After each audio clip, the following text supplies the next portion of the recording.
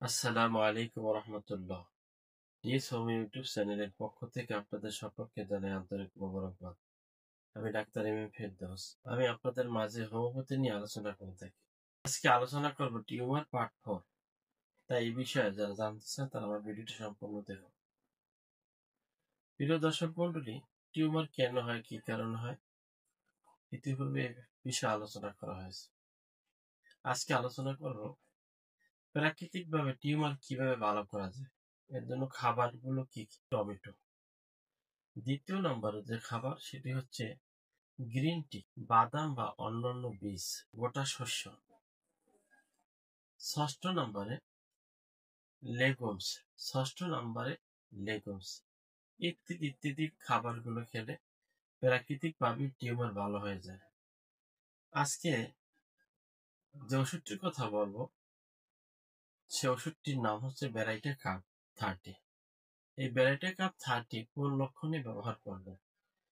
এই ভ্যারাইটা কাপ 30 এর মানসিক লক্ষণ কি?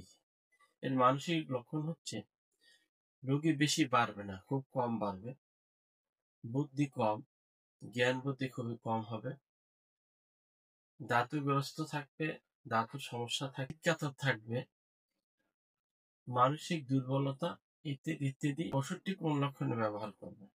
এই ওষুধটি গাড়ে, গলায় এবং উস্কিতে, বগলে, শরীরের যে কোনো জায়গায় নরম তুলতে, গাড়ে, গলায়, বগলে, কুস্কিতে যে কোনো জায়গায় নরম থলথলে তুলতুলে টিউমার যদি হয় সেক্ষেত্রে ভ্যারাইটা কাপ 30 ব্যবহার করবেন। কিন্তু শক্ত টিউমারের ক্ষেত্রে ভ্যারাইটা কাপ ব্যবহার করা যাবে না। এছাড়া টনসিলের ক্ষেত্রেও ভ্যারাইটা কাপ 30 ব্যবহার করতে পারবেন। ডোজ সম্পর্কে জেনে নিন। এটি 7 ফোঁটা করে 3 বার খাওয়া আধা ঘন্টা আগে অথবা পরে।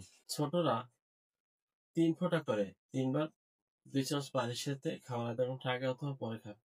ওষুধগুলো নিয়মিত খেলে ইনশাল্লাহ আপনাদের যুক্ত টিউমারে ভুগতেছে তাদের টিউমার ভালো হয়ে যাবে ইনশাল্লাহ। এমনকি টনসিলের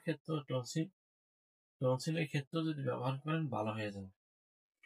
ভিডিওটি কেমন লাগলো আমাকে কমেন্টে জানিয়ে দেবেন। যদি ভালো লাগে তাহলে একটি লাইক দেবেন এবং বন্ধুদের সাথে শেয়ার করবেন। ভালো থাকুন, সুস্থ থাকুন আর দেখতে থাকুন ডিএস হোমি ইউটিউব চ্যানেল।